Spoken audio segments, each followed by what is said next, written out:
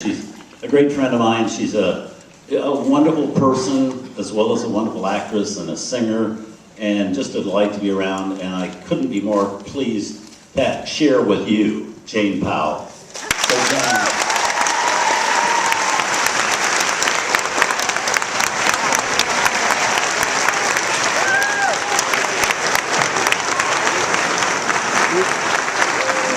TCM, can you want me to hold them now? Well, I'll sit down and then I'll sit.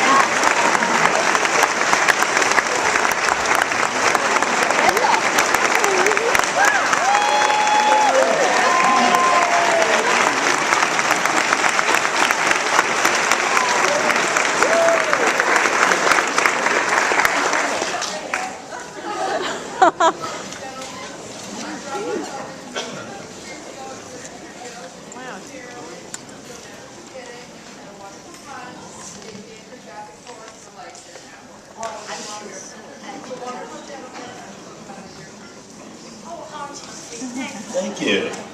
Thank you very much.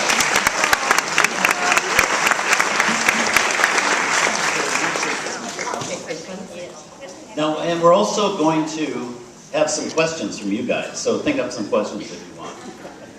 But first I have to ask you about Seven Brothers. Now this was made during the, the studio days of MGM, when everything was really cracking. You were there through all of that. You were there at MGM from 1944 through 1955, through all that big star period.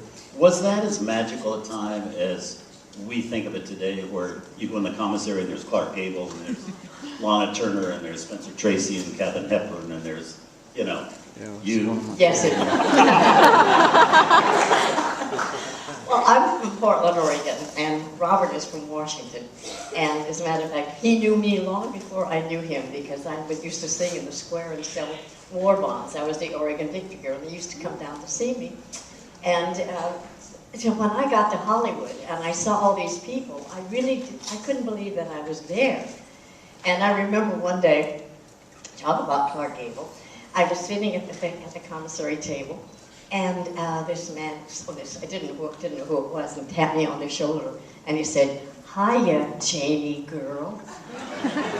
And I turned around, and I couldn't remember his name. I had never been so embarrassed in my life. I don't think I ever did say hello to him. Because I was very shy anyway. I'm not as shy as I used to be, but I was terribly shy and terribly starstruck. I mean, I loved Franklin Pangborn and Eugene Pallette and all of the character actors. And when I'd see them, I just went and hid in the corner.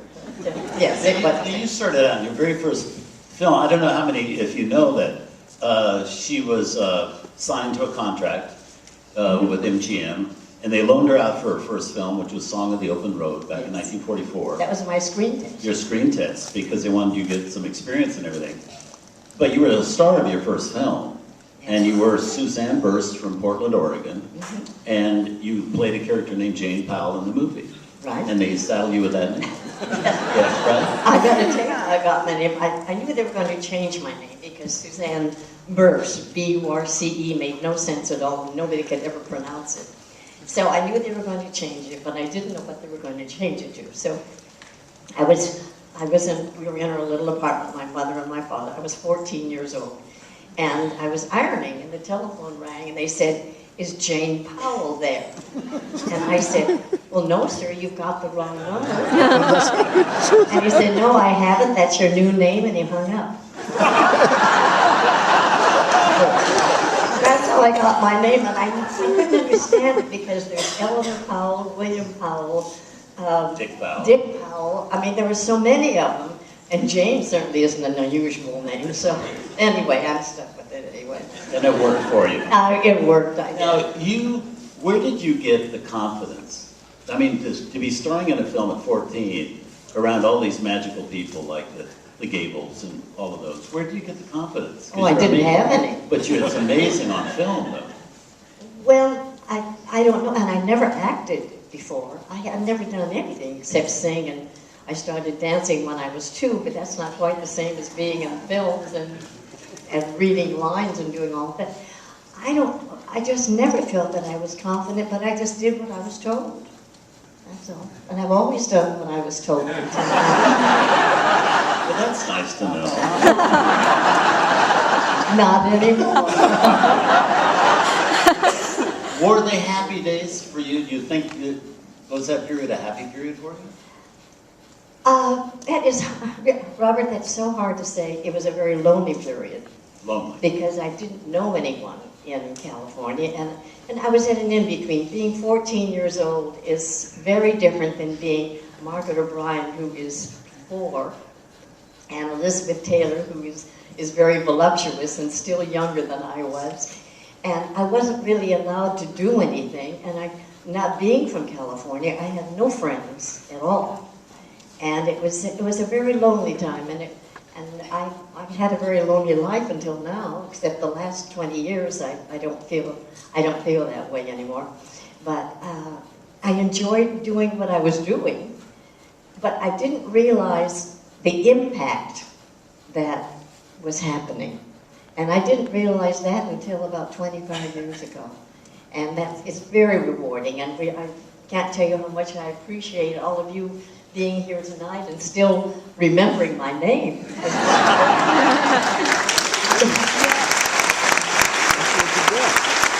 talk about this specific film. Let's talk about it. This was not one of MGM's prize packages when it was being made, right? No, they cut the budget, as a matter of fact. And no one was paying much attention to it. Nobody paid any, and it was just a sleeper. It just all of a sudden it worked. And I mean, they even, some of the backdrops that they had were from some other set. I think they rented them from someone, because we never went on location at all. We just did everything at the studio, but we were very surprised because they had put a lot of money into Brigadoon, and they had bought the rights because, of course, it was a Broadway show, and the music was very, very well known. And so they didn't pay attention to us at all. But Brigadoon was supposed to go to Radio City Music Hall, but we went. And you got an Academy Award nomination. Yes, and that was very unusual for a musical to get at that time. They didn't give it. Did you ever have any sense when you were making it that this was really clicking? This is really working? Any more than another film? No, I was just never there, Robert. I was always like, it was such an awe-inspiring experience for me. Filmmaking in general, you mean? Yeah, I just never really thought it was me. I was like a fly up in the corner looking down at myself. And when I think about it, I'm really kind of nuts. I'll go along with that. Now, what about your chums back in Portland, Oregon? Were they supportive about you being a movie star? Did that affect your friendships with them? Oh, well, yes, it did, and particularly with my relatives. They got very jealous, and we were all very close. I had cousins, and I had aunts, and I had uncles, and I guess we kind of had a jealous family because I would write to them, and they never would respond. And it was very, when all of those kinds of things happen when you're just growing up and you're 14 years old. I'm only a child to begin with. It's a very lonely time when you have nobody to turn to except your mother and your father, which thank heaven they were there and they were very supportive. But it was an emptiness. Maybe they were rejecting you, thinking you were going to reject them. Oh, of course. Because you got famous. Oh, of course, it's rejection. Yeah. When somebody, I know some people, when they look at me, they'll turn their head because they're afraid they are going to be rejected. And I know what people feel, but if you put yourself out there and you try to talk to people and they still don't respond to you, it's very, kind of put you off a little bit. What saved you in California? Being a little crazy, I think. But you had Roddy McDowell. Didn't he pull a lot of young kids together and weekend things? Yes, every Sunday, Roddy's mother wanted Roddy to stay home. And so she always had the house filled with people. And we'd swim and we'd play badminton and we'd dance to records and do the things that kids, that's the only time I ever had a chance to do that. Because you were working all the time. Because I was too, working right? all the time. 6-day weeks. And I was in between, being 14, 15, 16, 17 years old is kind of an in-between. Particularly then, not so much now. But we didn't have 5-day weeks, we had 6-day weeks. And so we only had Sunday to really do anything. And if I wasn't doing that, I was taking lessons or going to school, because I went to school at the Little Red Schoolhouse. I don't know whether you've read about that or not, but everybody went to the Little Red Schoolhouse. Even Lana Turner, I never thought that she was ever young enough to go to the Little Red Schoolhouse. But she was. But also because you could sing, you actually had to go out and sing in Lowe's theaters around, right? I did a lot of vaudeville, and I was very happy when it died. Because I wanted to stay home. I didn't particularly want to go on the road. But I spent about 30 years on the road doing theater, which I played Atlanta, and I played all over the country. And I traveled with 3 dogs and 3 children. So, and no maids and no anything. So we got very close, and 2 of the dogs lived to be 20. I guess they were doing okay. Yeah. Tell them, because it's fun, about your experience with Elizabeth Taylor. Oh, Elizabeth and I went to school together. She was younger than I was. She was, I think, 4 years younger than I am, or was. And she was getting married, and she didn't have too many friends either, so I became her bridesmaid. And when I got married, she became my bridesmaid. And I'm glad we stopped that. It could have been our whole career.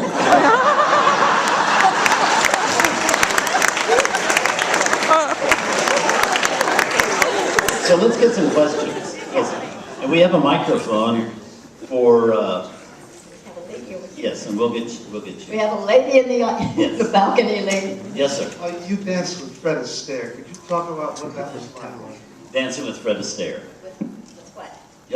What it was like dancing with what Fred was it like? Astaire. I'm sorry, I didn't hear. Well, I had never met him. And he was such a unique person. I mean, and very quiet and very private.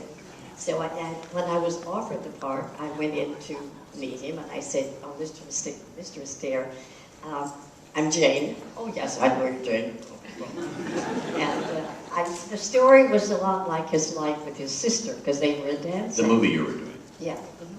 And so I didn't know what to say to him. I said, "Well, Mr. Astaire, when did you and your sister stop dancing together?" And he said, "Oh, let me think. I guess it was about 1929. I said, "Oh, that's the year I was born." I'm 82. And so I thought, you say, "Well, they keep getting younger every year." And I said, "Well, lucky for you." Now, you didn't actually work out the routines with him, though, right? No. So tell about that. That's kind of interesting. Well, I was the third choice for it. June Allison was supposed to do it, and she was taken pregnant. And then Judy Garland was supposed to do it, and she was taken ill. And then I was taken by the hand to meet him, and I did it. So the dance routines had already been set by the time I got there. And so I learned all the dance routines, and I danced, but I hadn't danced with Fred Astaire. And he didn't teach me. I danced with a girl, as a matter of fact. She's the one that taught me all the routines. I learned that in a couple of weeks, and then we shot it. So you didn't actually dance with them until you were filming it. That's right. Amazing. That's right. Because you're so good in that, too. Thank you. You are. You're really good at that. Yes. I have a question about the casting of the brothers in Seven Brides for Seven Brothers.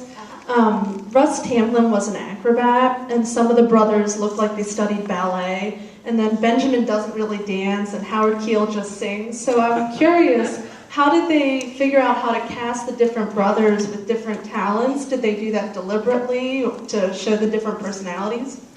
Well, it wasn't personality, it was talent. I mean, some could dance and some of them couldn't.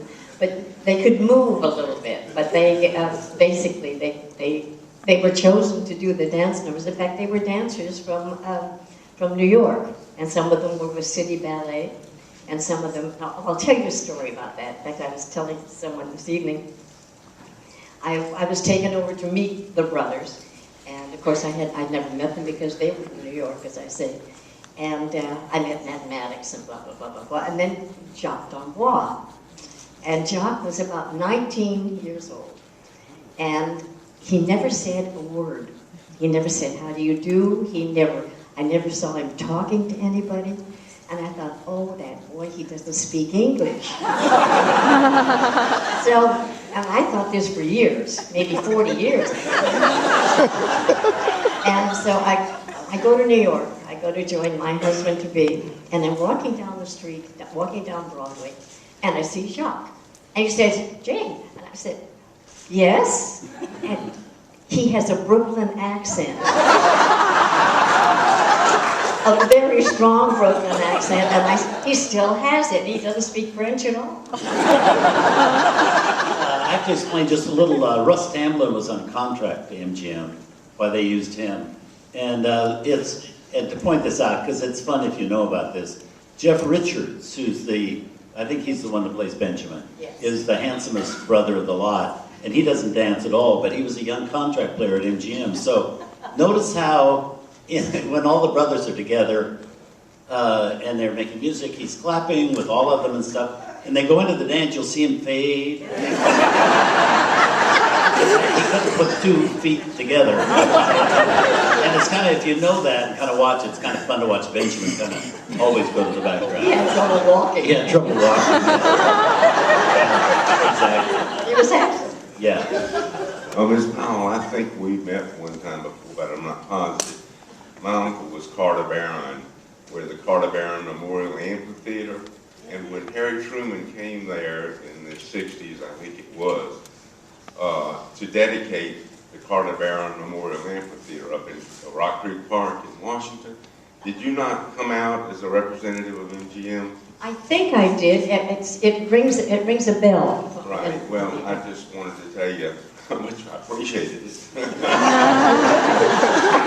You were the biggest star that I've ever met. That was a long, long time ago. We also have a lady right here that had her hand up.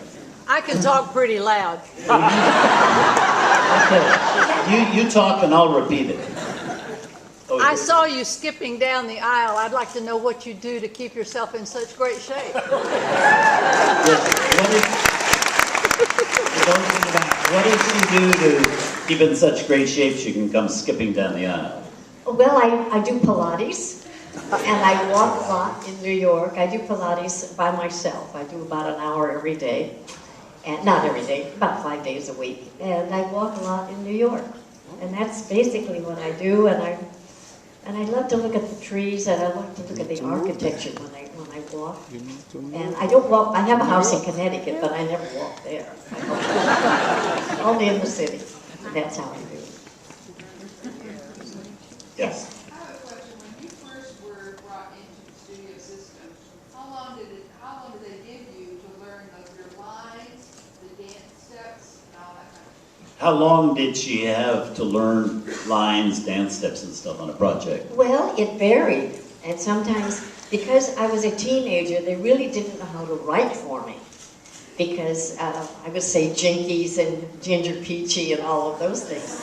So basically, they would have the script. But of course, then I put it all in my own words. I went to the studio. I got to the studio in September. And by, I think it was either October or November, I was loaned out to do Song of the Open Road. And as I say, that was my screen test. I had never had a picture taken of me, hardly. And I don't know, I'd just go home and study it, and then I would go and do it. It did vary. I didn't have much time doing Royal Wedding because they wanted to get the picture started. So two weeks I learned the dance numbers, and then we just went on and did it. But it did vary. Am I correct that in most films they do the dance numbers first, and then they do the others, or the other way around? It varies, and it depended on the studio space also. Because if they had a big enough a stage to do it on, or if they didn't, depending on what they needed, or else they would do the dialogue, do some dialogue, and then they would break for a while, and then they would do the number. But it varied every time. Mm-hmm. So I think we have about time for one more question. Is the man over there? I was curious about Seven Brats.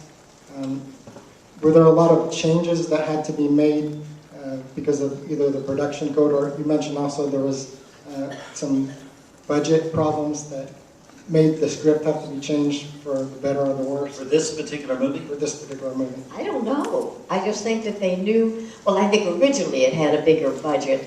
And like I say, with the one backdrop that they have on it, in fact, I think it's on this, in the scene when I do Wonderful, Wonderful Day, there's a hill, and then there's this terrible backdrop at the back, which you will notice tonight, I'm sure. So they would have to cut down that way. They would find, you know, like when you're on a budget, you find little ways to kind of nip here and there. But they had to cut back quite a bit. And thank heaven our producer, Jack Cummings, wanted to make the film. And he pushed for it, or else we would not, it never would have been made. So anyway, we're now going to let you see the movie. But I want to thank you. I want to thank this lady so much for coming.